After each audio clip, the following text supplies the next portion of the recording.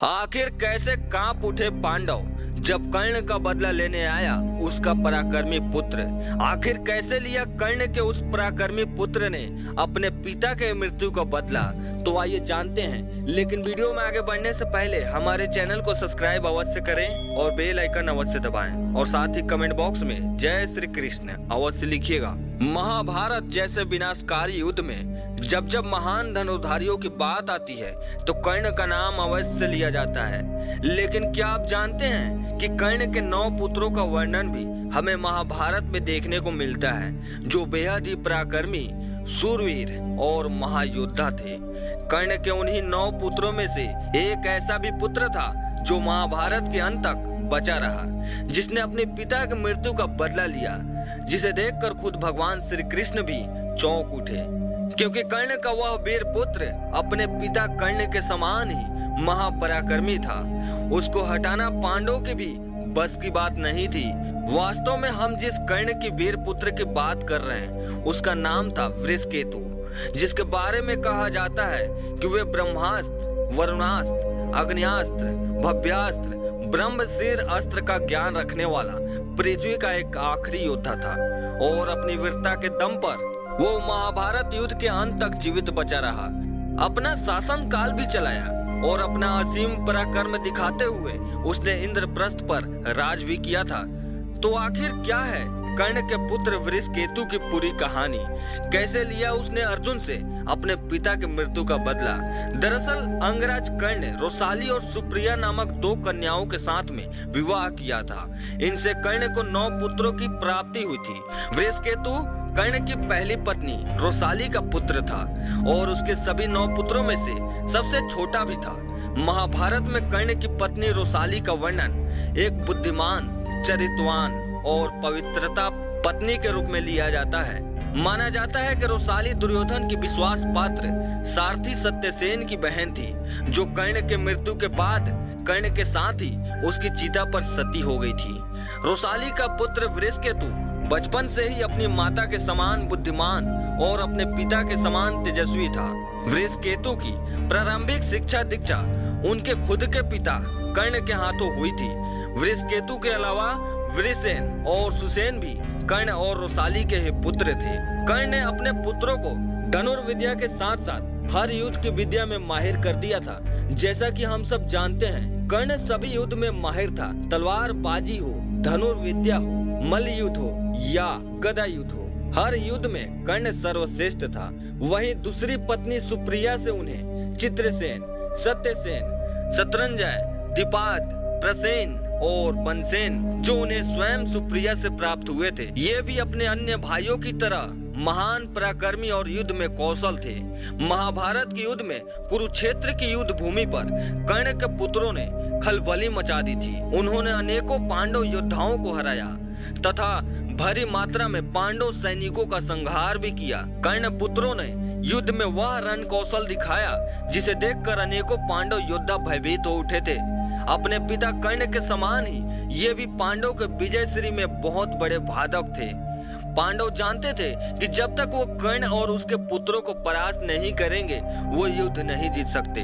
युद्ध के 17वें दिन कर्ण और अर्जुन के बीच महाघनघोर युद्ध हुआ और कर्ण अर्जुन के हाथों वीरगति को प्राप्त हुए।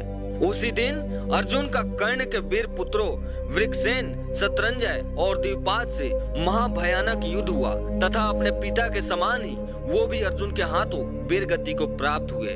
और इसी तरह कर्ण पुत्र प्रसेन की मृत्यु सात्यकी के साथ हुई। वहीं वनसेन को महाबली भीम ने मारा तथा चित्रसेन, सत्यसेन, सुसेन, नकुल के हाथों वीरगति को प्राप्त हुए। इसी प्रकार कर्ण के 9 पुत्रों में से 8 पुत्र महाभारत में मारे गए। वृषकेतु कर्ण का इकलौता जीवित और सबसे जवान पुत्र था। वृषकेतु के पिता और अन्य सभी भाइयों का अंत हो चुका था। उसकी माता भी कर्ण की चिता में सती हो गई थी। वृषकेतु अकेला हो गया था। उसके सभी जन चले गए थे, लेकिन इसके बावजूद उसने कभी अपने मन में बदले की भावना को नहीं पाली। वृषकेतु का बचपन अपनी माता के साथ बीता था, इसलिए उसके चरित्र पर उनके माता का प्रभाव पड़ा। उसने कभी भी पांडवों के विषय में कुछ गलत नहीं सोचा। उसने कभी अर्जुन के विषय में गलत नहीं सोचा, जो स्वयं कर्ण के हत्यारे थे। और जिन्होंने कर्ण को अधर्म करके मारा था। वृषकेतु धर्म अधर्म का ज्ञान रखता था। महाभारत युद्ध के बाद पांडव विजय रहे तथा युधिष्ठिर हस्तिनापुर में राज करते रहे, लेकिन फिर भी उनके प्रति मन में कोई भी द्वेष भावना नहीं थी। जब कर्ण की मृत्यु के बाद पांडवों को पता चला कि कर्ण उनके ज्येष्ठ भ्राता थे और साथ ही उनका पुत्र वृषकेतु आज भी जीवित है, तो उन्होंने उसी महल में बुलाया। अपने पिता के समान ही वो भी निडर था। वो पांडवों से डरा नहीं, न ही उनके प्रति उनके मन में वैर भावना थी। जब वृषकेतु पांडव से मिला तो माता कुंती समेत सभी पांडव, द्रौपदी और सुभद्रा पश्चाताप की अग्नि में झुलस रहे थे। अर्जुन समेत सभी पांडव स्वयं को कर्ण का अपराधी मान रहे थे।